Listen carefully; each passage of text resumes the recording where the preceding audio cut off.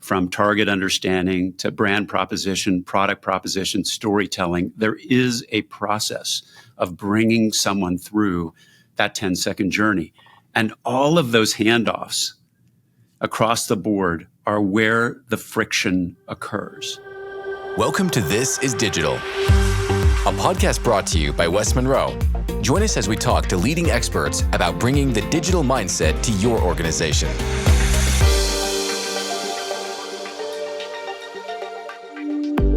Hi, everyone, and welcome to This is Digital, a business podcast where we break down the latest digital trends and share ideas on how you and your company can be digital. I'm your host, Rissa Redden, Chief Marketing Officer at West Monroe. At West Monroe, we help businesses adopt digital ways of working. But what does that mean, and how do you define digital? At its core, digital is a connected mindset and way of working across all aspects of your business. Today, I am delighted to welcome Todd Unger, Chief Experience Officer and Senior Vice President of Marketing and Member Experience at the American Medical Association. As the CXO, Todd was at the forefront of the American Medical Association's recent digital initiative, the Digital Reboot. He is also the author of an upcoming book that I am thrilled to read, which is called The 10-Second Customer Journey.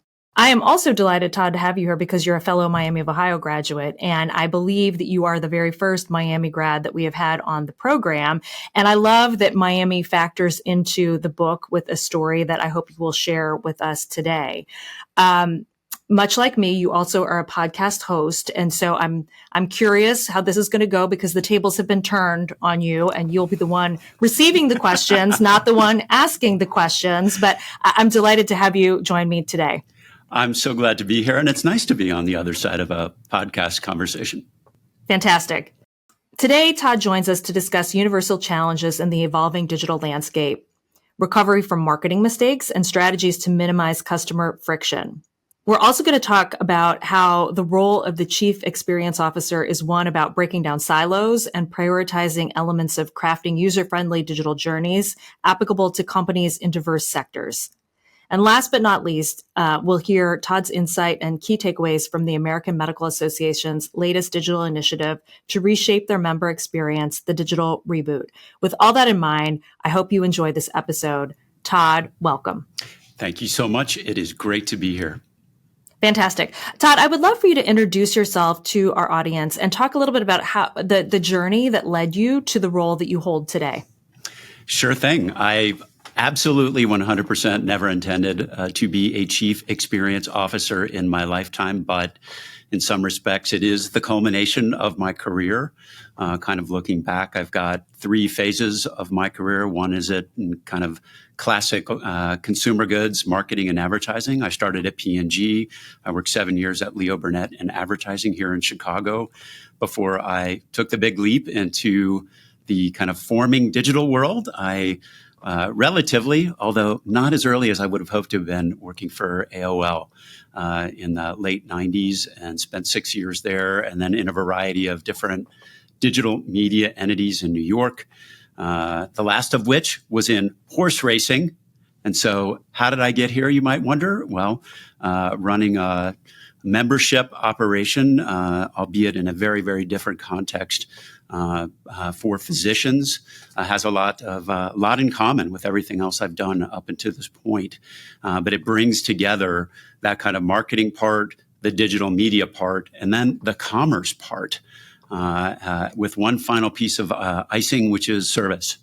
And as we'll get into, those are really four key components of experience as I define it. So you never know how things are going to turn out. No, and it's interesting to me too that you describe yourself as the accidental chief experience officer, and I'm curious if that is common for chief experience officers to find themselves in this newly emerging place in business, or sort of how did you wake up to become a chief experience officer? That was purely because that was the role here at AMA, and it was really grounded in kind of membership and the need to evolve our kind of marketing and engagement activities beyond kind of where they were before. And a lot of that was going to involve the digital platform. The role itself of Chief Experience Officer it's all over the map. It's a relatively new term, relatively new kind of C-suite type title. But I think it's kind of one of those examples that you see where there's dissatisfaction out there with kind of marketing and how it fits into the digital world. And you can see kind of these new titles and new ways of organizing to try to get organizations led toward this digital future with kind of new people that bring different perspectives than before. And Todd, in the book, you talk about sort of grounding yourself in what the role ought to be. Did the book come from that? Did the book spring from this? Gosh, this is what I wish I would have had when I stepped into this new role. And was that the genesis of the 10-second customer journey? It is a little bit. It's so funny. When I sent the book to a number of friends to review, an important person on that list came back and said, just FYI, your book is very revealing. And I had this moment where I was like, what are you talking about? But part of it was I fully admit in talking about my background that I'm not above Googling my job title to figure out what I'm supposed to be doing. And I did that when I became a chief digital officer, and I did it when I became a chief experience officer, because what I found was there isn't a roadmap. The job itself is so differently defined at different places that there wasn't a great template for what the job title is. Like when you're a CMO, like you get it, you know what your job is. But a CXO, what does experience mean? These are big question marks. There were question marks internally. I didn't really have that kind of playbook in mind.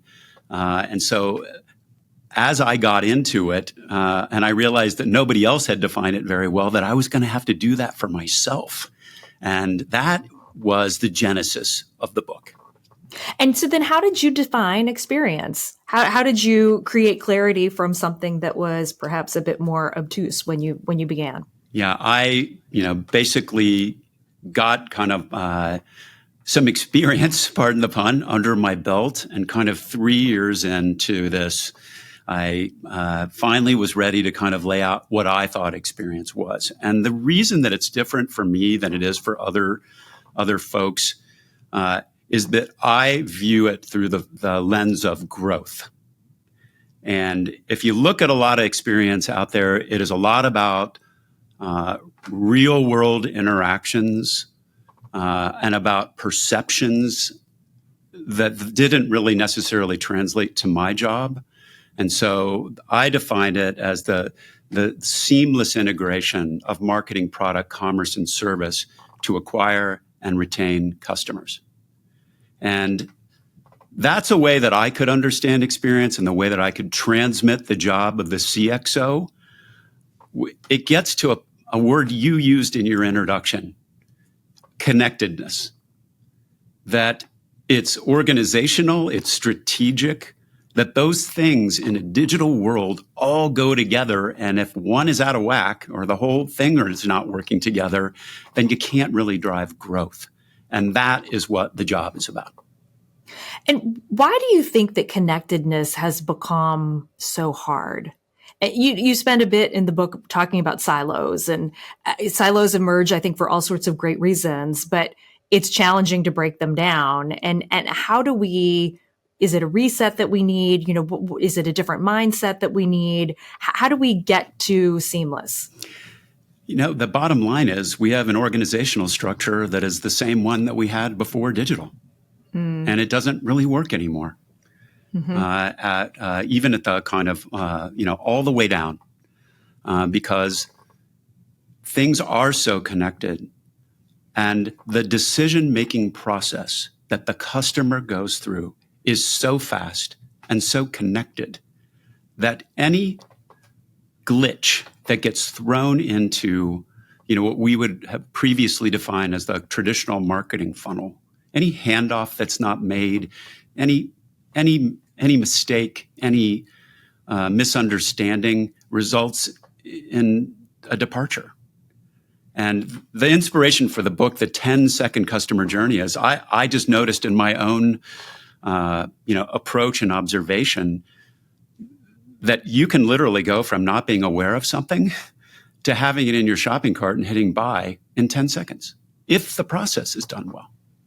Well, and you talk about in the book the marketing funnel, that what we traditionally think of the marketing funnel is now the tornado funnel. Now, is that because you grew up in the Midwest, or is that where did you come up with the tornado funnel? I didn't expect kind of a deep-seated psychological examination, but I will tell you that my town was destroyed by a tornado. A long time ago, but it has nothing to do with the tornado funnel. It was just a word that I used to kind of capture the difference. I mean, when I started working at Procter & Gamble, we used to think about the marketing funnel as, you start with awareness, and then I would say, like, you gingerly walk your way through to interest and trial and repeat. Like, now, all of those things get mixed together, and you can be doing them literally simultaneously or within, a few seconds. So, yesterday I literally saw in my social feed an advertisement for a hazelnut spread with a lot less sugar than Nutella. And the way that they executed that, which is they know who I am, because I'm a fitness fanatic and a low sugar person.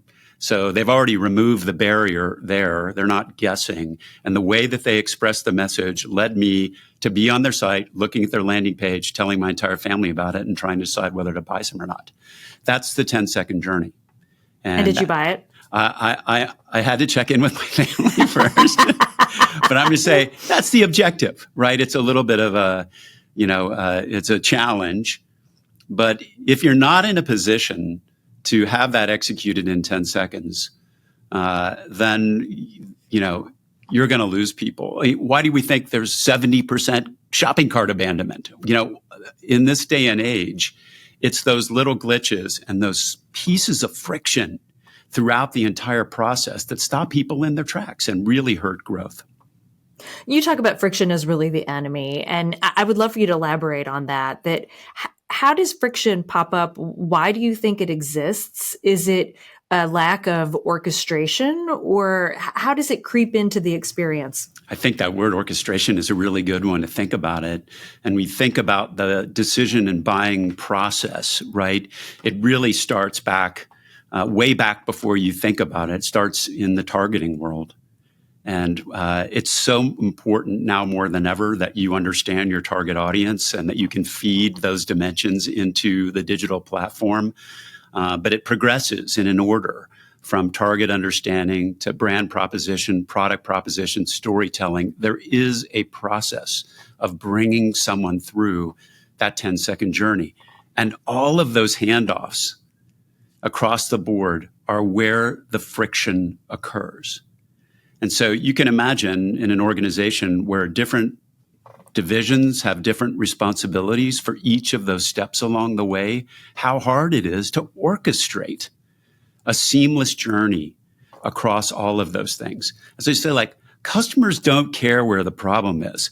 When something goes wrong, they're not blaming marketing or, product development. They just blame the organization. And so it's up to people on the other side here to orchestrate that journey and to pay attention to those sources of friction, stamp them out. Well, and we're coming back a little bit to that idea of silos and the emergence of silos. And I'm curious to check in with you on something. I read a Harvard Business Review article recently, and it was talking about sources of burnout. And one of the sources that was cited is collaboration. And Yes. it resonated with me. And, when you think about collaboration as the antidote to, breaking down those silos, how do you navigate that it can be challenging, as you mentioned, to break down those silos? I think everybody would agree silos are bad and we should be stamping them out. But, it feels like a little bit of a rub there that people want to retreat to their silos, but yet they know that they shouldn't. And how do you balance that as a chief experience officer? I think that's a great point, and it is one that I bring up in the book because I think collaboration is key. But if you look at how people have been taught to collaborate there is friction kind of built into it. And well, what do you mean when you say that? That's a really interesting point.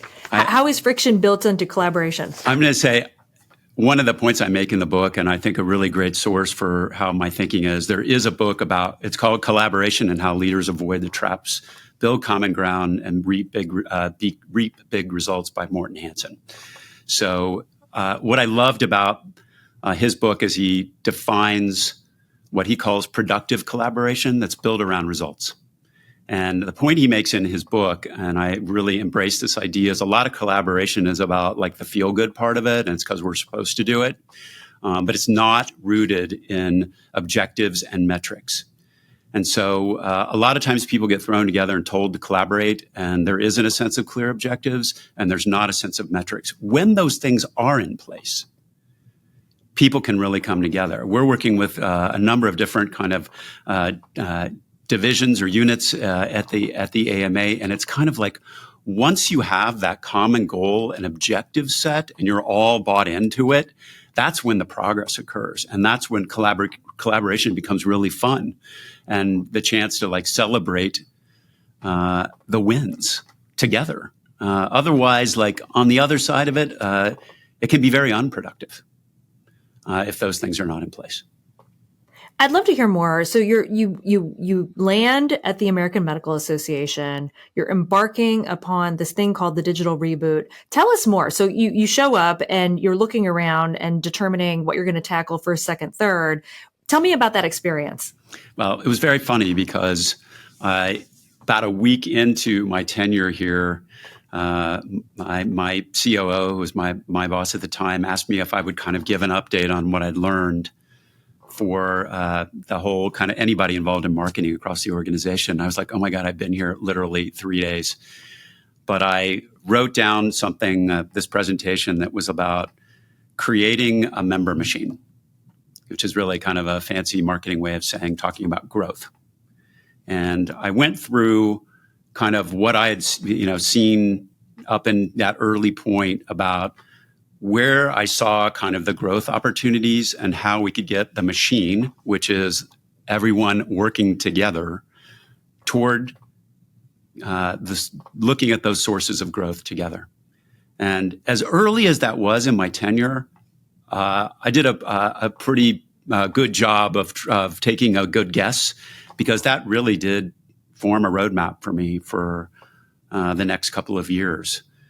Because I think that's when you're in experience and you define it as growth, or if you're in marketing, you define it as growth. It is like you go and you look at what the sources of growth are and what the audiences are out there, and then you build plans to go after it. And that was the beginning of kind of this idea of the digital reboot, because one of the key things was our digital platforms, like, first of all, we were not using them to kind of fulfill the role of engagement that leads to membership. At that time, they were just very underleveraged and disconnected from the commerce process, so to speak, which is like getting someone to sign up and join. And so we really did have to start at the beginning, which is who are we targeting and going after? What is the kind of product proposition, so to speak, the benefits and and how those should be expressed? And then how are we going to tell our story to people? And the thing that I kept running into over and over again at the beginning was just the number of people that I would talk to, physicians would say, like, I just don't know what the AMA is doing. And so it was really kind of how do we connect that process of telling the story to the right people in a way that was compelling enough for them to say, you know what, I want to join. Well, and how did you think about that? I mean, I think it's somewhat straightforward to document your current state and to see, okay, here are the platforms, here are the campaigns, here are the things that we have in motion. But how did you create that vision that people could get excited about both internally and externally? It's definitely iterative, but I think having an initial vision for people to work from and build off of that's one of the key roles.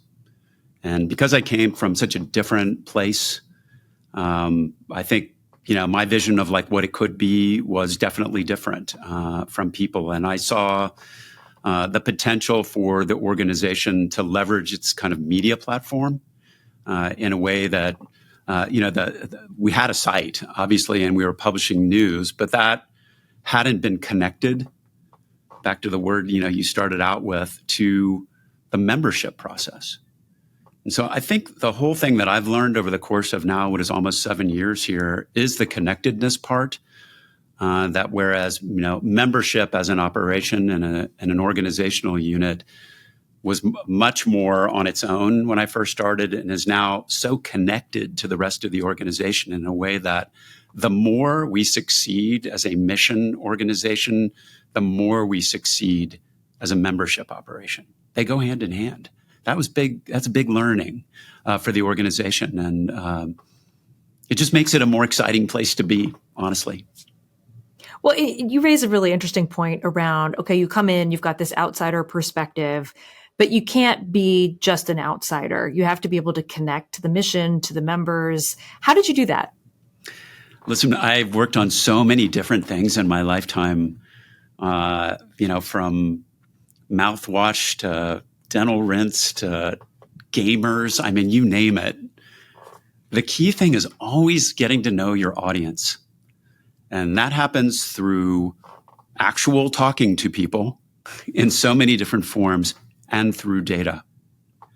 And a big part of what I talk about in the book is defining your target audience. And, I came in with a set of skills at doing that. And that is part of my playbook. And it was doing it here to segment our audience into ways that were meaningful for our marketing and communications. Yeah, that is the beginning of, I think, every major change that I've ever made in an organization is that step. So something that you have been focused on is the new membership strategy for the AMA, which was called Members Move Medicine. Could you talk a little bit more about that? Again, that was an iterative process, we'll just say that, but a lot of any membership operation, you think about the things that you belong to, right, are because that organization helps you achieve your objectives and that it's part of your identity. And involved in that, of course, is a lot of proof. And so a big part of, launching what was our first, I'll call it a membership campaign, really honed in on how the AMA was helping our target audience achieve those objectives. And we called it Members Move Medicine because for the first time, we started actually featuring real physicians, medical students, residents in our marketing and having them in their own voice tell the reasons why it was so important to be part of this organization and what they were achieving through it. And that just proved to be so compelling as a model for telling the story that it became part of the fabric of what we do here. It brought to life our membership and recognized the work that these physicians, residents, and students were doing and how their membership and belonging to this organization and this community helped them do that. You sound like a believer in storytelling. I know I'm a believer in storytelling. Is that something that you came to at a point in time, or have you always seen the benefits of telling a story? This is it's a funny word, and of course it's a big part of the book. I think there's a lot of confusion around when people say storytelling. And I use it in a somewhat different manner than other people. A lot of people think like, oh, storytelling, it's like there's a character and I'm going to tell them a narrative of like something that happened to me and an outcome. That's a storyline, but that's not what I mean by storytelling. Storytelling is the way that you express your brand promise through a variety of means of expressing that. And in the digital age, like you don't get someone for 5 minutes to sit there and have them sit down and tell you a story. It actually occurs in 3 seconds.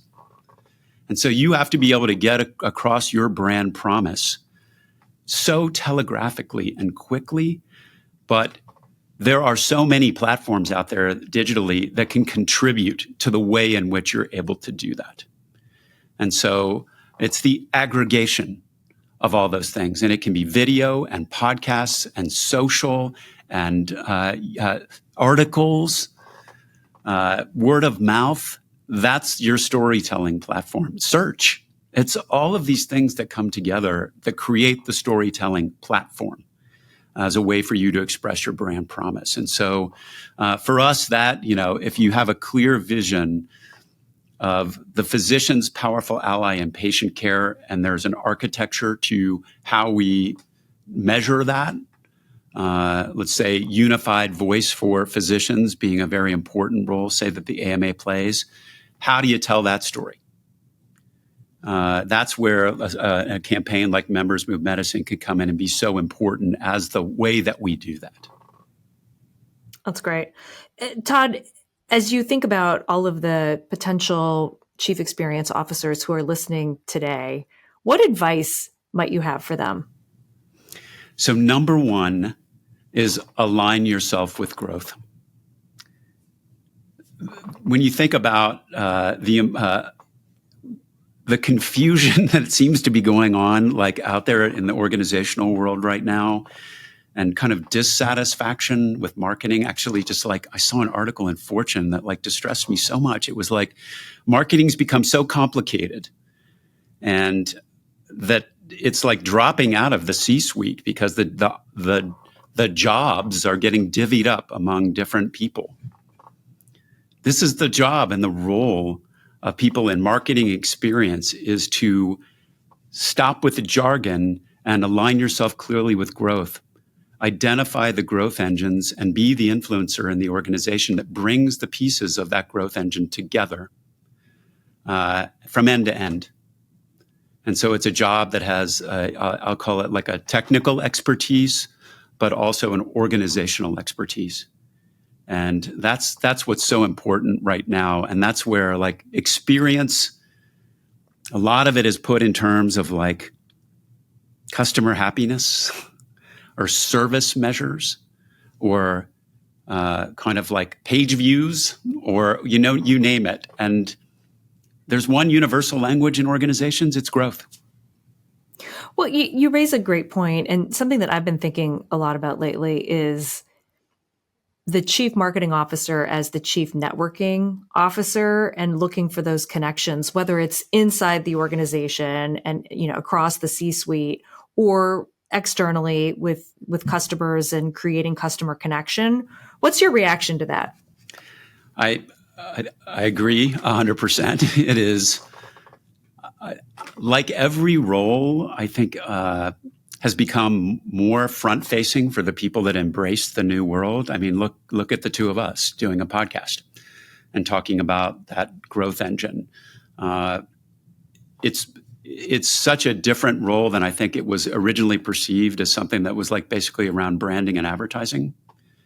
And again, because the digital landscape has changed immensely, the job, you're now performing in such a different variety of roles that have to do with connectedness and the connectedness of the growth engine platform, which starts with targeting and ends with service and all the elements in there, only some of which you might have purview or control over, require a very different character to be in this job. And if you're a person that can combine all of those skills and you get your charge out of making all those things to work together, there's never been a better time to be in marketing or experience.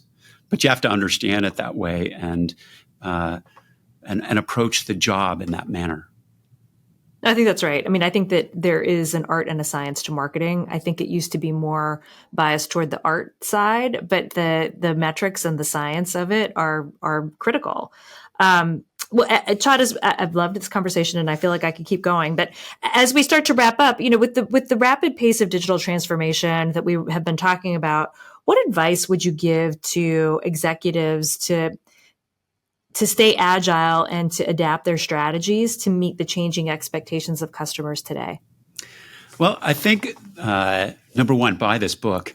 But I think... of course, that goes without available saying, June 2024. But I think, again, it seems really complicated. And I think people are just overwhelmed with the complexity and span of marketing and what it takes to grow in this marketplace. But there is a playbook. And it does boil down to a set of, I'll call it classic or old school type of skills combined with the new set of skills that allow you to bring together the entire platform in a digital world. And so embrace that change and that view of uniting the growth engine. This is what I see across so many places where there's, you talked about that frustration and confusion is because the elements of the growth engine are not grouped together.